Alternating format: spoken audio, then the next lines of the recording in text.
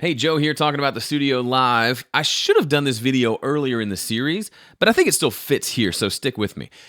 One of my favorite things to do with a piece of equipment when I first learn about it or if I'm thinking about buying it is to get online and to find a picture of the back panel, all the inputs and outputs. You can learn a lot about how a piece of equipment works just by looking at the inputs and outputs and really getting to a point where you can look at it and you can discern a lot of things about how it works just by looking at that. Now, you can't learn how to use the fat channel from looking at the inputs and outputs, but you can still learn quite a bit.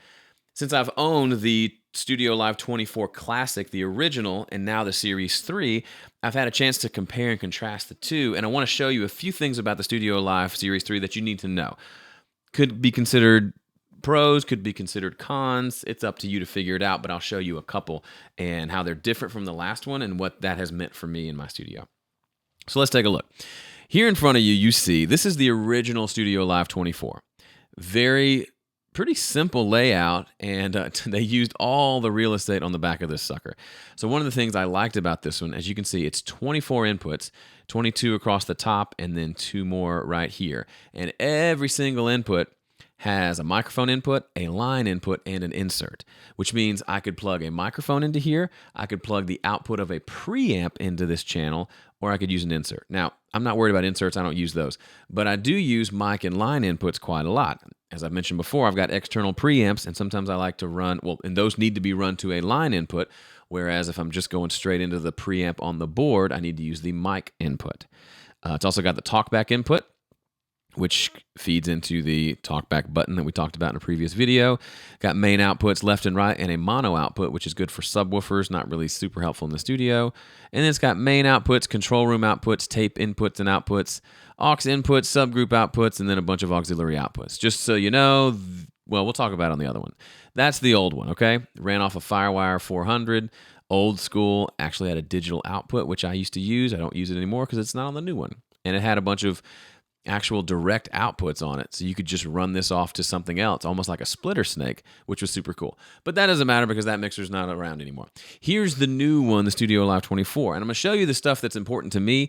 I have not gotten into things like audio networking and using the AES output, so it's just not going to talk about that because I'm just not able to speak about that with any sort of authority.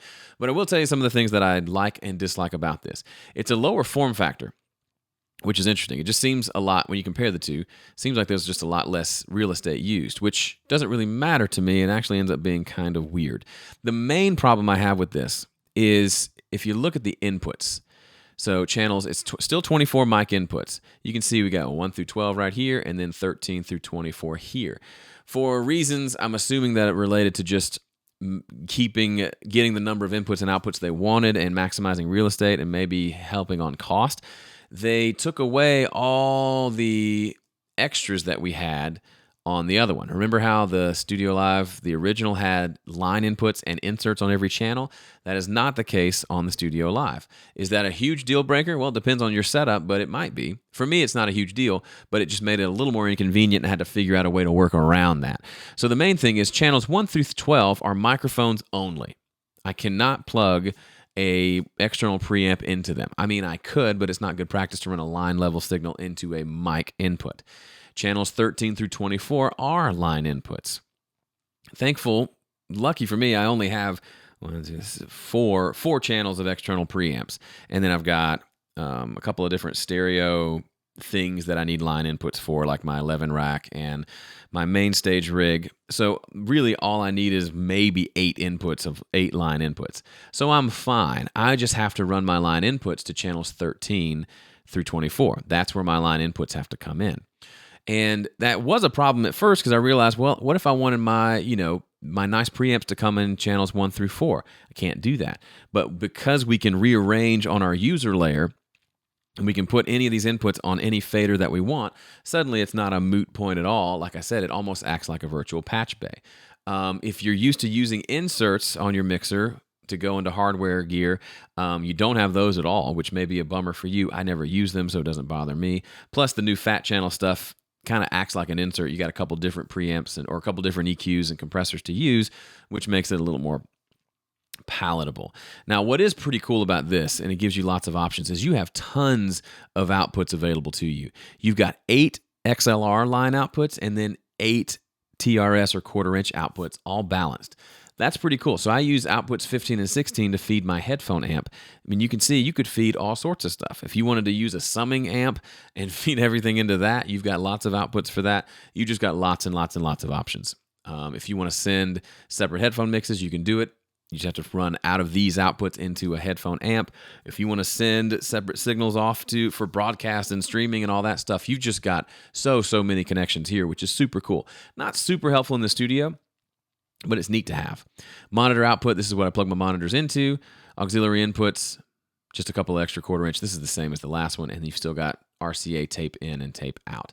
They did keep the digital output, but now it's AES. I used to use the SPDIF to run into my central station, which had its own converter.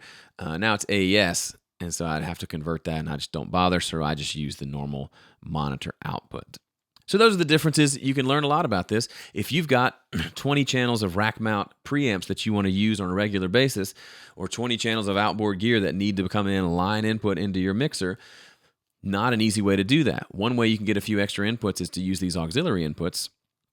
You can use them as stereo left and right, or as 4 individual inputs. It gets a little tricky because they're not actual inputs on the board. They're set up separately, although you can still pull up faders for them. That's one way to cheat the system, but ultimately you're really stuck with these 12 line inputs. Now, for most people, is that plenty of inputs?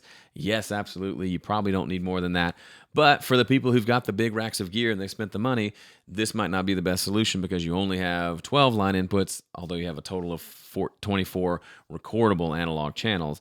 You only have 12 line inputs. So there you go, the good, the bad, the ugly. Still think it's a great board, especially for home studio folks. But that's a look at the back panel, something that you should always do before you buy a piece of equipment. If nothing else, just to make sure you've got the right cables and connectors to plug it in. If you bought this and you've only got XLR connectors to go into your speakers, for example, you're totally hosed because it only has monitor outputs a quarter-inch. So things like that you need to think about. But otherwise, to me, I just like to nerd out over the back panel of a mixer. Call me a nerd if you want, but it's pretty fun for me. All right, that's the end of this first batch of videos for the Studio Live. In the following videos, I will be documenting the DAW mode of this mixer, which is once they finish developing it, which should be soon, when I hit that DAW button on the mixer, it should turn completely into a control surface to control Studio One, which will be super great. I'll have to navigate that for a little bit, learn how it works, and then once I do, I will shoot another batch of videos showing you the ins and outs of that as well, and anything else that comes up as I use this on sessions. Thanks so much for watching these videos. Remember, there's a link in the description for the playlist for all videos in this series, so if you've missed some or you're not sure, go through that and look at those, because there's a lot of stuff here talking about this mixer. All right, that's it for me. See ya.